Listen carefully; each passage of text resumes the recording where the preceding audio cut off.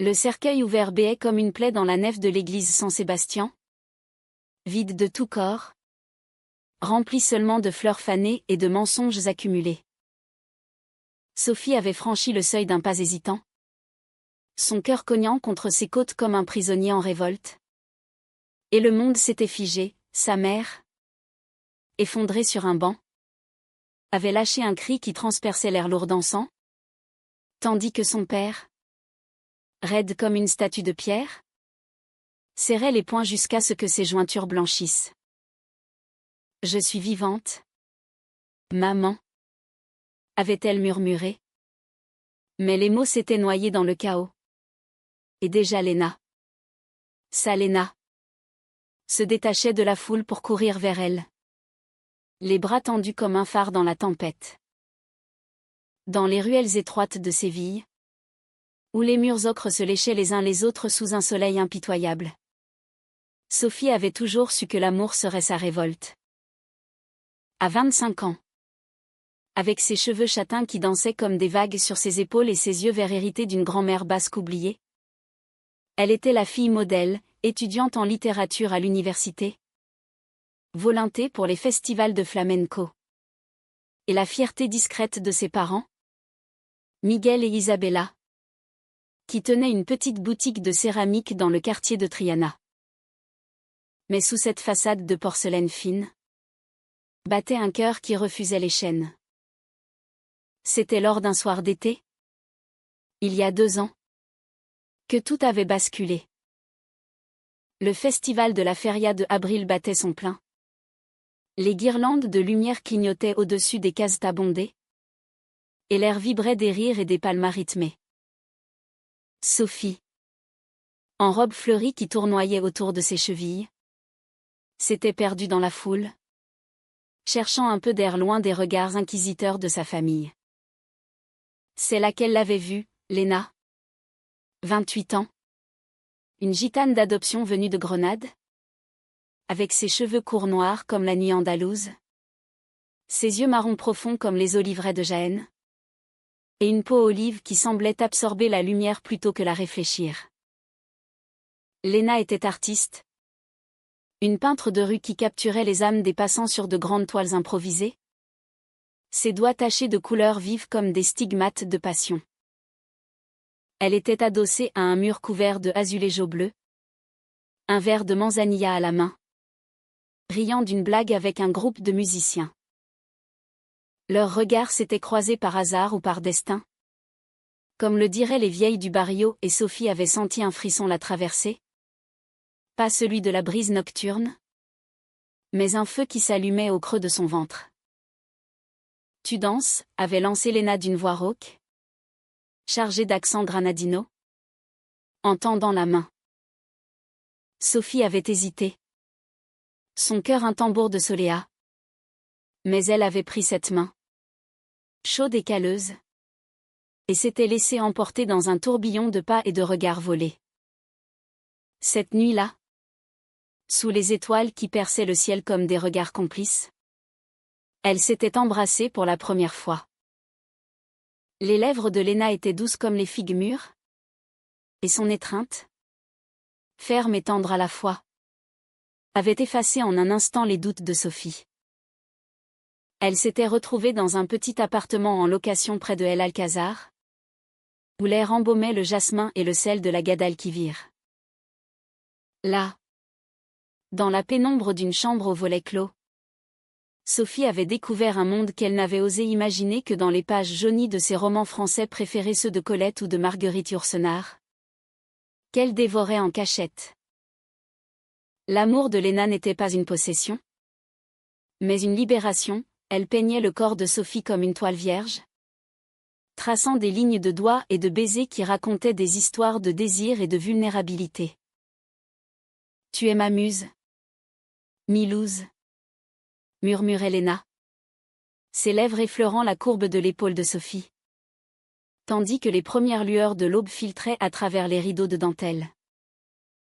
Mais Séville, pour toute sa beauté envoûtante, était une ville de murmures et de jugements. Les parents de Sophie, Miguel le potier bourru aux mains noueuses et Isabella la pieuse aux rosaires incessants avaient flairé le changement chez leur fille bien avant qu'elle n'ose leur avouer la vérité. Les absences prolongées, les sourires secrets, les vêtements imprégnés d'un parfum de peinture et de tabac, tout cela s'accumulait comme des nuages avant l'orage. Un soir d'automne, alors que les feuilles des orangers jonchaient les pavés humides, Sophie avait craqué. Assise à la table massive de la cuisine familiale, sous le portrait sévère de la Vierge de la Macarena, elle avait lâché les mots comme une grenade: « Je l'aime. C'est Léna. Et c'est une femme. » Le silence qui avait suivi était plus assourdissant que n'importe quel cri. Isabella avait porté la main à sa poitrine, comme si on l'avait poignardée. Et Miguel s'était levé d'un bond, renversant sa chaise qui avait claqué contre le carrelage comme un verdict. « C'est une abomination. Une malédiction sur notre maison, » avait rugi son père, ses yeux injectés de sang, tandis que sa mère pleurait en marmonnant des Ave Maria. Les jours suivants avaient été un enfer. Les appels incessants, les portes claquées, les lettres déchirées, tout pour sauver Sophie de ce qu'ils appelaient son délire. Léna, forte et résolue, avait tenté de raisonner. Elle s'était présentée à la boutique, un bouquet d'oliviers en main, parlant d'amour pur et de respect. Mais Isabella l'avait chassée comme une ombre maléfique, et Miguel avait menacé de la faire expulser de la ville. Sophie, déchirée entre son sang et son âme, avait supplié ses parents d'accepter, ne serait-ce qu'un peu. « C'est qui je suis. Papa. Pas un choix. Pas un péché. Juste moi. » Mais les mots rebondissaient contre le mur de la tradition, forgés par des générations de catholicisme rigide et de machisme andalou. Finalement, la rupture avait été totale. Une nuit, après une énième dispute où Miguel avait hurlé qu'il préférait une fille morte qu'une perverse, Sophie avait fait ses valises. Léna l'attendait dehors, dans la Fiat rouillée garée sous un lampadaire vacillant. Elles avaient fui vers le nord, vers les collines verdoyantes de la Sierra Nevada, où Léna avait des contacts dans une communauté d'artistes alternatifs. Là, dans un mas reconverti en atelier, entouré de toiles inachevées et de vin rouge coulant à flots, elles avaient tenté de reconstruire un foyer. Sophie enseignait l'espagnol en ligne, ses leçons imprégnées de poésie de Lorca, tandis que Léna vendait ses tableaux sur les marchés de Grenade, capturant l'essence des amours interdites dans des teintes de safran et d'indigo. Leur amour grandissait, profond et enraciné comme un olivier centenaire, des matins paresseux où elles se réveillaient enlacées, le corps de l'une épousant parfaitement l'autre, des soirées où Léna lisait à voix haute des extraits de Le rivage des Syrtes de Gracque, sa voix faisant vibrer l'air comme une caresse, des nuits où le désir les consumait, lent et langoureux, explorant chaque recoin de l'autre avec une tendresse infinie. Pourtant, l'ombre de la famille planait. Des mois passèrent, et les nouvelles de Séville arrivèrent comme des poignards empoisonnés.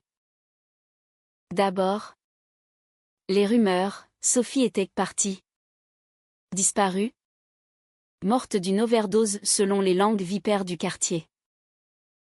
Puis, le coup fatal, un appel de sa cousine Carmen, la voix tremblante. Ils t'ont déclarée morte, Sophie. Officiellement. Pour le village, pour l'église. Un accident de voiture, ont-ils dit. Il y aura un enterrement la semaine prochaine. Sophie avait raccroché, le téléphone glissant de sa main moite, et s'était effondrée dans les bras de Léna. Il m'efface. Comme si je n'avais jamais existé. Léna l'avait serré fort, ses doigts s'enfonçant dans le dos de Sophie comme pour l'ancrer à la réalité. Alors, Nous irons. Nous irons à cet enterrement. Et tu ressusciteras devant eux. Pas pour eux. Pour toi. Pour nous. Le voyage de retour fut une odyssée de tension et de tendresse. Elle roulait à travers l'Andalousie. Les autoroutes bordées de champs de tournesol qui suivaient le soleil comme des amoureux fidèles. Léna conduisait. Une main sur le volant. L'autre entrelacée à celle de Sophie. Chantonnant des tangos de Gardel pour chasser les fantômes. Elle s'arrêtait dans des posadas isolées, où l'anonymat des petites villes leur offrait des nuits volées, un bain partagé sous une douche ruisselante. Les corps glissant d'eau et de savon. Les rires étouffés contre la peau de l'autre. Je t'aime plus que la liberté, confiait Sophie dans l'obscurité. Et Léna répondait d'un baiser qui scellait le pacte. Mais au fur et à mesure qu'elles approchaient de Séville, la peur s'insinuait. Venimeuse. Et si ses parents appelaient la police?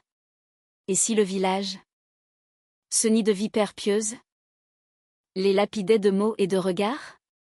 Léna, pragmatique, avait préparé un plan, arriver incognito, se fondre dans la foule, puis surgir au moment du dernier adieu. Le jour de l'enterrement arriva comme un orage d'été. Lourd et imprévisible. L'église Saint-Sébastien, nichée dans le cœur historique de Séville, était enguirlandée de noir et de blanc, ses cloches sonnant un glas qui résonnait dans les artères pavées. La façade baroque, avec ses saints sculptés aux yeux vides, semblait juger la procession qui s'y engouffrait, des voisines en mantilles sombres, des oncles lointains aux moustaches jaunies par le tabac, et au premier rang, Miguel et Isabella, brisés comme des poteries fêlées. Isabella, ses cheveux grisonnants noués en chignon sévère, serrait un mouchoir brodé contre sa poitrine, ses yeux rougis par des larmes qu'elle versait pour une fille qu'elle avait reniée. Miguel, voûté sous le poids de sa culpabilité refoulée, marchait raide, son costume trop serré étirant les coutures de son orgueil. Sophie et Léna s'étaient garées à l'écart, dans une ruelle ombragée par un ficus centenaire. Sophie portait une robe noire simple, achetée à la hâte dans une boutique de Grenade, qui épousait ses formes avec une élégance discrète, ses cheveux relevés en un chignon lâche pour masquer son anxiété. Léna, en pantalon ajusté et chemise blanche, avait l'air d'une ombre protectrice, son sac rempli de croquis pour se distraire. Elle s'était embrassée longuement avant de descendre. Un baiser chargé de promesses et de peur, si ça tourne mal, on s'en va. Ensemble, avait juré Léna, ses lèvres effleurant le front de Sophie comme une bénédiction païenne. Main dans la main, elle s'était glissée dans la foule à l'arrière de l'église, anonyme parmi les pleureurs. L'air était étouffant, saturé d'encens et de murmures, pauvre enfant. Si jeune. Un accident si bête. Sophie serrait la main de Léna jusqu'à en avoir mal. Chaque mot une aiguille dans sa chair. La messe avait commencé. Un rituel hypnotique de latin et de chant grégorien qui enveloppait la nef comme un linceul. Le prêtre, un homme âgé aux rides creusées par des décennies de confession, parlait d'une âme pure rappelée trop tôt à Dieu, et Sophie étouffait un rire amer. Pure? Si seulement il savait les nuits où elle avait prié. Non pour se repentir, mais pour que son amour soit béni. Léna, sentant la tempête en elle, glissait un pouce apaisant sur sa paume, un geste secret qui les reliait au milieu du chaos. Puis vint le moment du cercueil, porté par 4 cousins costauds.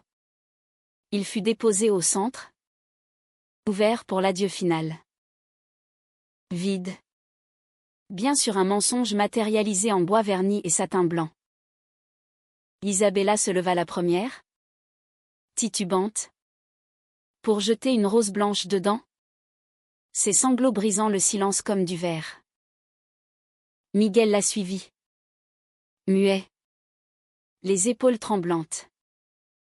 C'est alors que Sophie agit. Détachant sa main de celle de Léna, elle se fraya un chemin à travers la foule, ignorant les regards curieux. Ses pas résonnaient sur le sol de marbre. Un écho qui grandissait comme un défi. Maman, dit-elle d'une voix claire, brisée mais ferme, en s'arrêtant au bord du cercueil. Isabella se figea, la rose glissant de ses doigts inertes. La nef entière retint son souffle, un murmure collectif s'éleva. Un vent de stupeur. Sophie. Mon Dieu. Sophie, hurla Isabella, s'effondrant à genoux, ses mains tendues comme pour conjurer un fantôme. Miguel pivota, son visage passant du gris au rouge écarlate. Toi. Comment oses-tu? Après tout ça, gronda-t-il, avançant d'un pas menaçant. Mais Sophie ne recula pas. Je suis venue à mon propre enterrement. Pour vous dire que vous ne pouvez pas me tuer avec des mensonges. Je vis. Papa. Et j'aime. J'aime Léna. Le nom claqua comme un fouet. Et les têtes se tournèrent vers l'entrée, où Léna s'était avancée. Pâle mais droite. Ses yeux fixés sur Sophie comme un ancrage. La foule explosa en un chaos de cris et de questions. C'est elle? La disparue? Un miracle? Une sorcière? Isabella rampa presque jusqu'aux pieds de sa fille, agrippant le bas de sa robe. Pardonne-moi. Mihija. J'ai eu si peur.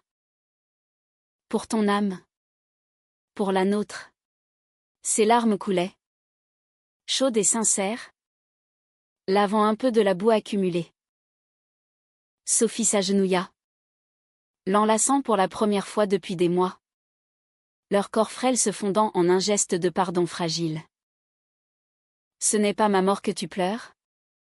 Maman. C'est ta peur. Mais je suis là. Vivante.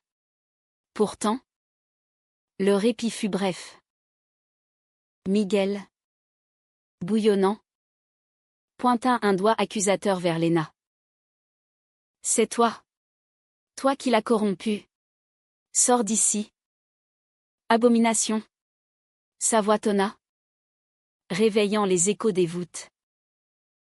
Léna ne broncha pas, elle s'approcha, posant une main protectrice sur l'épaule de Sophie. Sonore. Votre fille n'est pas corrompue. Elle est aimée. Profondément. Honnêtement. Et si vous ne le voyez pas? C'est votre perte. Les mots, prononcés avec un calme gitano ancestral, firent taire l'assemblée un instant. Mais Miguel, aveuglé par sa rage, avança, poing levé. Ce fut Carmen, la cousine, qui intervint, se plaçant entre eux. Assez. Thio. Regarde-la. Elle est notre sang. Et cet amour. Il brille plus que nos mensonges. La confrontation s'étira. Un balai de larmes et de reproches sous les yeux indifférents des Saint-Pins. Sophie parla. Sa voix gagnant en force à mesure qu'elle dévidait les fils de sa douleur, les nuits solitaires à Grenade. Hantée par l'absence, les appels ignorés, la déclaration de mort qui l'avait fait douter de son existence même. Vous m'avez enterrée vivante? Parce que mon amour ne rentre pas dans votre boîte. Mais regardez-moi, je respire. Je ris. J'aime. Avec Léna. J'ai trouvé une vie que vous n'avez jamais osé imaginer. Léna. À ses côtés. Ajouta sa voix. Douce mais inébranlable, je ne suis pas une voleuse de cœur. J'en ai reçu un. Entier et beau. Et je le chéris comme un trésor. Isabella. Entre deux hoquets. Toucha la main de Léna. Un geste hésitant. Raconte-moi. Comment vous vous êtes aimés? Ce fut le début d'une trêve précaire. Après la messe avortée, la famille se replia dans la maison familiale. Une bâtisse au patio fleuri où les jasmins grimpaient encore sur les murs comme des souvenirs vivants. Autour d'une table improvisée, sous la treille du jardin, ils parlèrent. Pour la première fois. Miguel, adouci par un verre de Fino trop généreux, admis ses peurs, j'ai vu ton grand-père rejeter sa sœur pour moins que ça. Elle est morte seule? Amère. Je ne voulais pas ça pour toi. Sophie pleura, serrant la main de son père. Mais en me rejetant, tu faisais pareil. Léna m'a sauvée. Elle m'a appris à danser dans le noir. Léna, assise près d'elle, raconta leurs jours à Grenade, les promenades au Albessin, où les ruelles blanches serpentaient comme des veines d'amour, les dîners de tapas partagés sur un balcon. Riant des étoiles, les nuits où Sophie lisait du Verlaine à voix haute. Sa voix faisant fondre la glace dans le cœur de Léna. Mais la paix était fragile. Tissée de fils fins. Le soir même, alors que la lune se levait sur la Giralda, un appel vint rompre l'illusion. C'était le prêtre. Furieux, ce scandale. Le village parle de suicide. De possession démoniaque.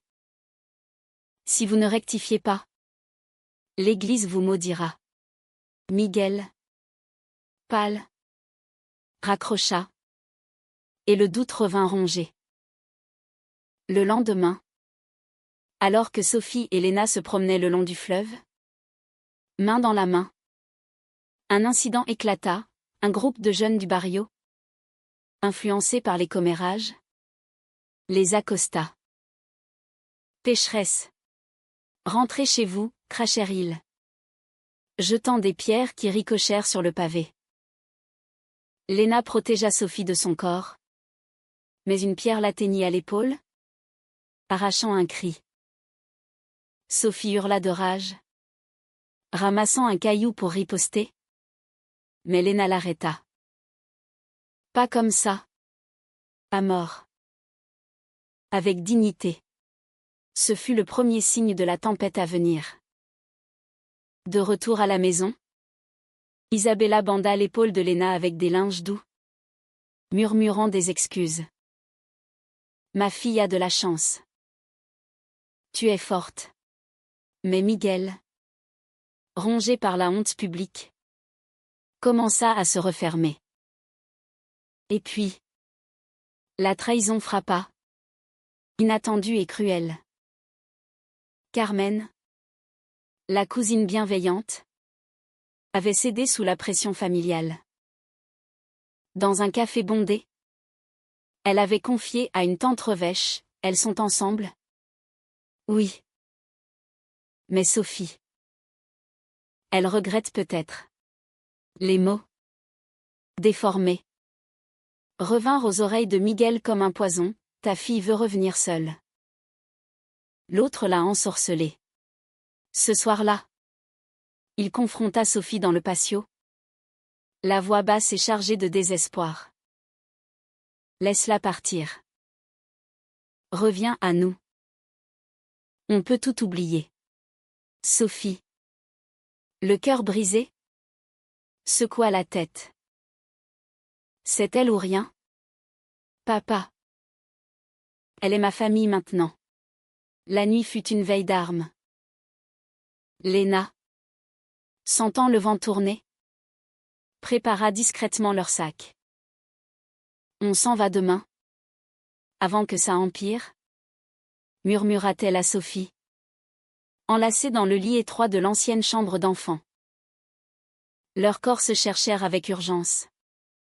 Un mélange de tendresse et de désespoir, Les lèvres de Léna traçant des chemins de feu sur la peau de Sophie. Ses mains explorant comme pour mémoriser chaque courbe. Je t'aime au-delà des mots. Au-delà des mers. Gémit Sophie. Arquée contre elle.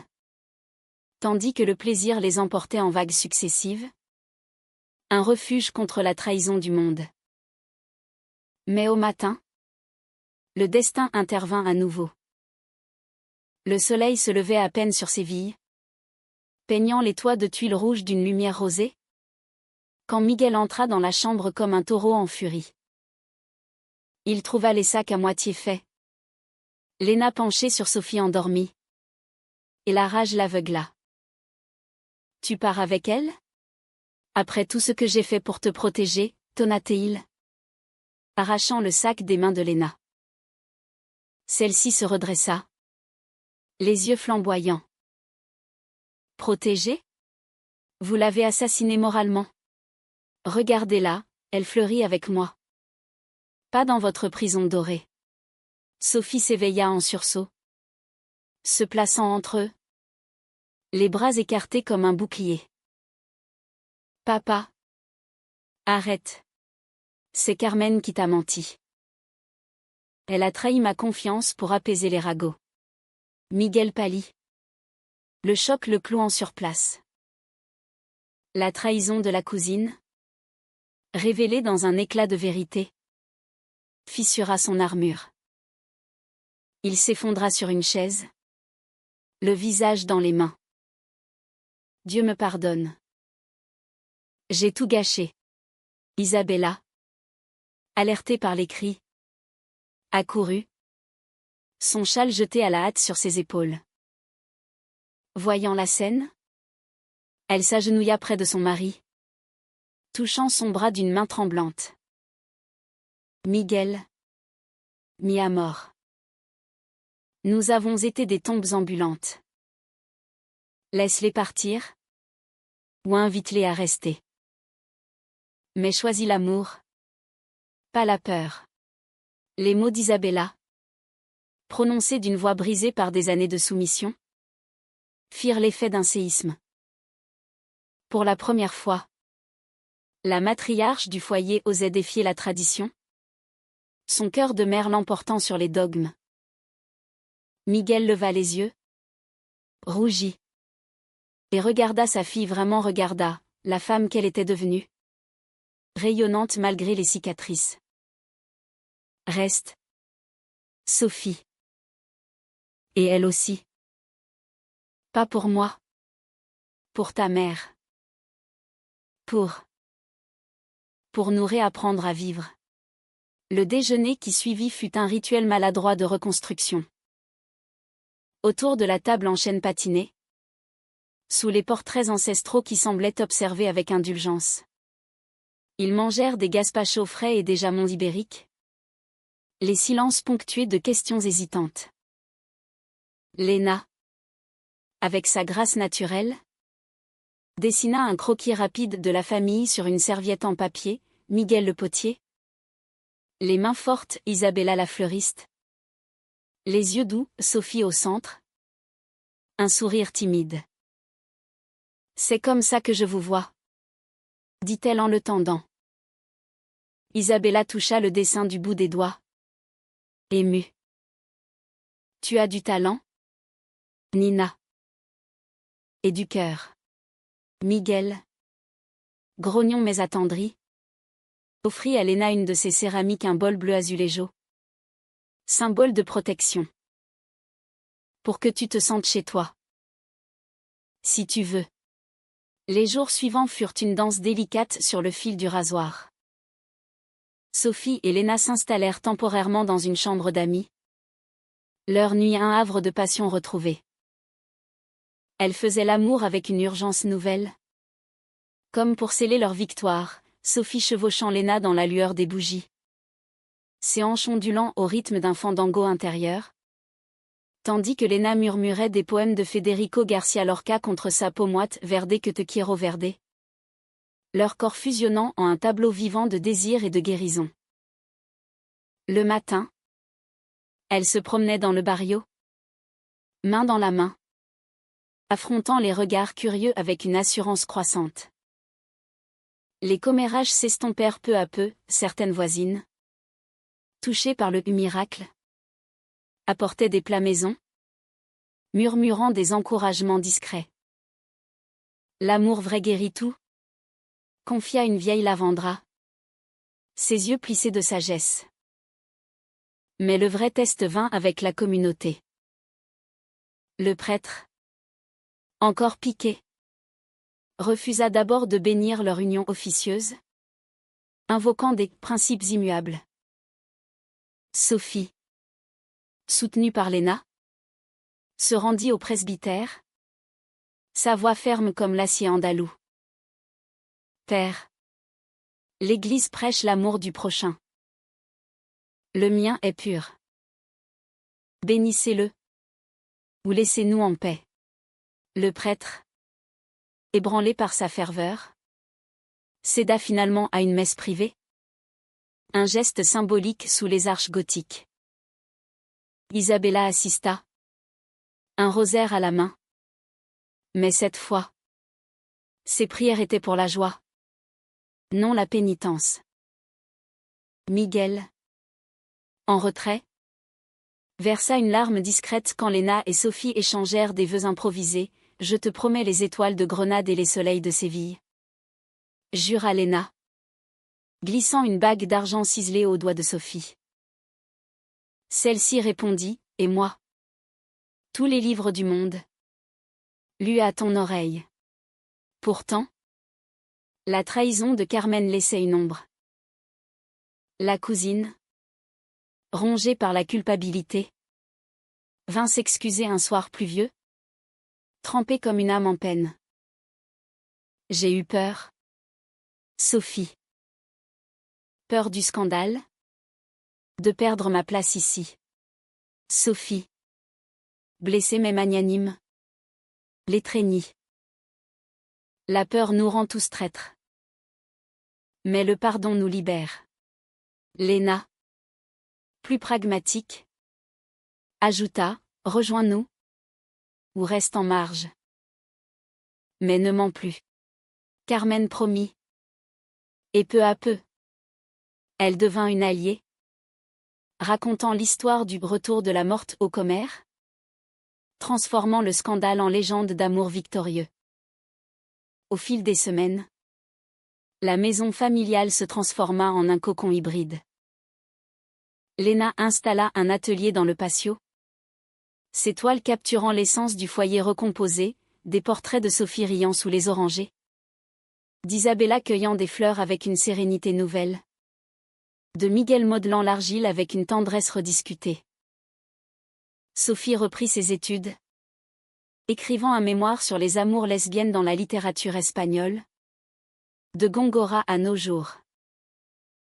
Leurs soirées étaient des symphonies de rire et de confidences, des dîners où l'on débattait de politique. Miguel, conservateur endurci, se laissant convaincre par les arguments passionnés de Léna sur l'égalité, des veillées où Isabella racontait des contes gitans appris de sa grand-mère, ses yeux brillants d'un folklore réhabilité. Mais le chaos guettait, tapi dans les plis du quotidien. Un jour, lors d'un marché local, un ancien ami de Miguel, un veuf aigri nommé Ramon, confronta le potier. Tu laisses ta fille avec cette femme? Tu déshonores ton nom. Les mots ravivèrent les braises chez Miguel. Et le soir, il explosa à nouveau.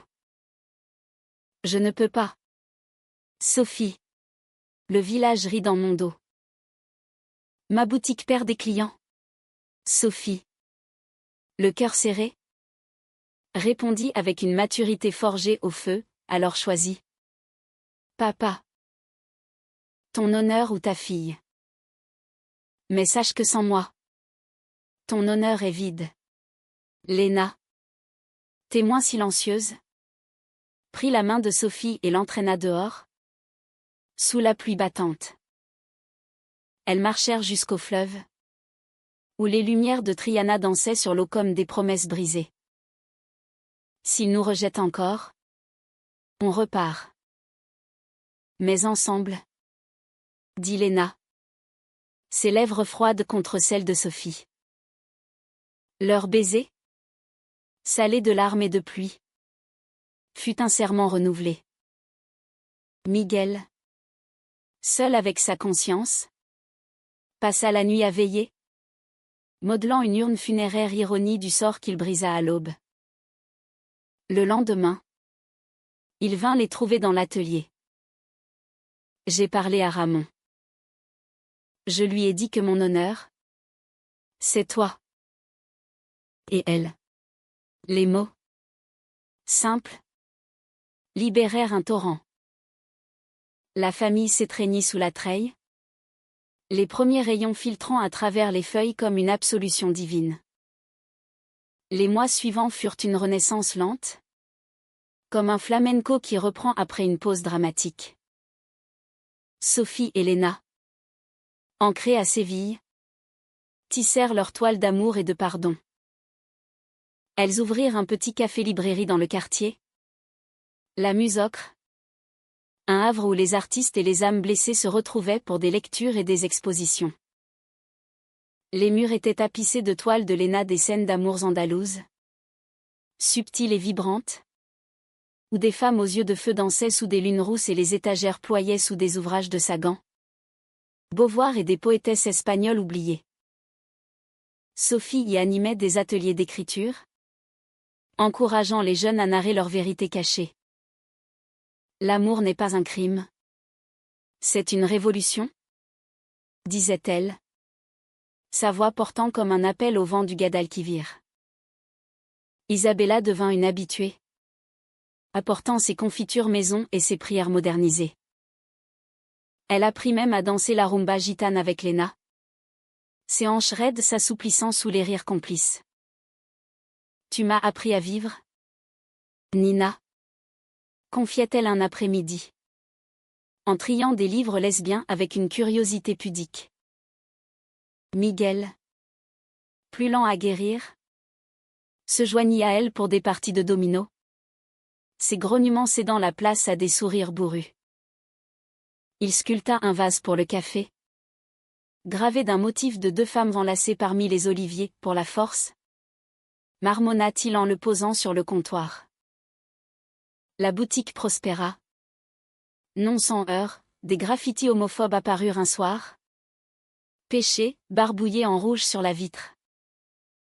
Mais la communauté, touchée par leur résilience, nettoya et repeignit, transformant la blessure en fresque collective.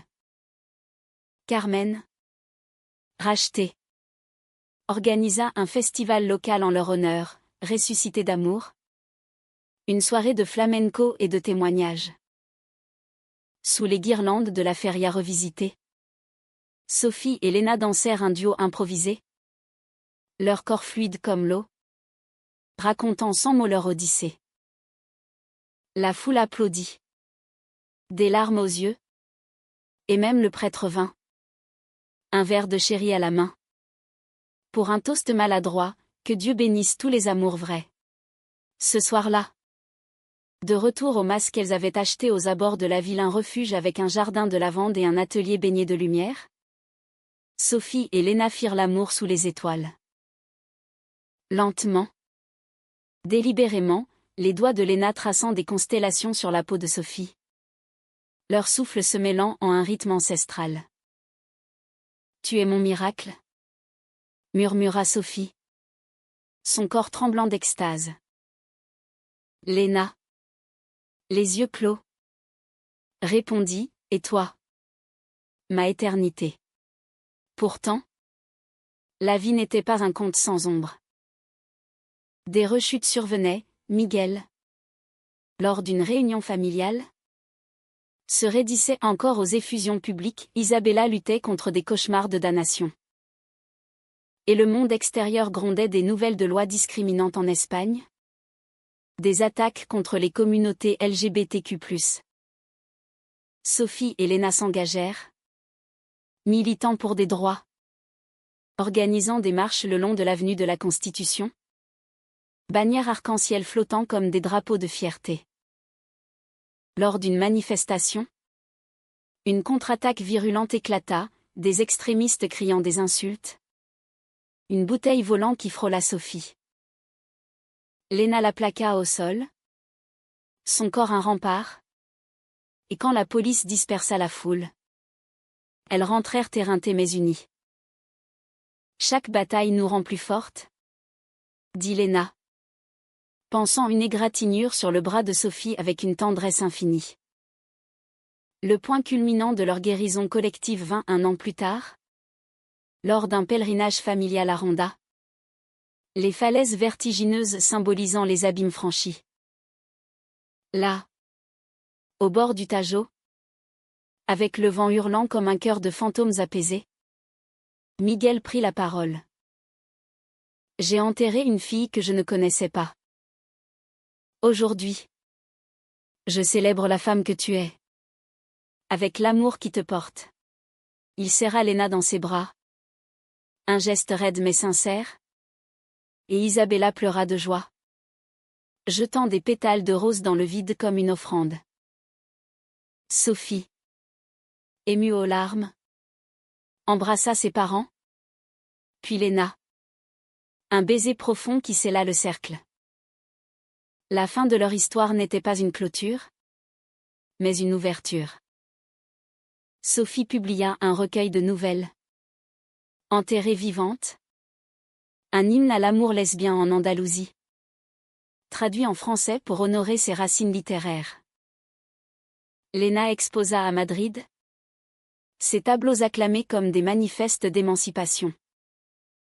Ensemble, elles adoptèrent un chien errant, un bâtard andalou nommé Esperanza, et rêvèrent d'enfants par adoption. Un jour, leur amour, forgé dans le feu de la trahison et de la résurrection, était un phare, profond, romantique, humain dans sa fragilité. À Séville, où les orangers fleurissaient éternellement, Sophie et Léna marchaient main dans la main, sachant que l'amour, vrai et défendu, était la plus belle révolte. Et dans les ruelles ocres, les murmures avaient changé, non plus de scandale, mais de légende. Car dans cette ville de passion et de passion, elles avaient prouvé que même la mort pouvait être vaincue par un baiser.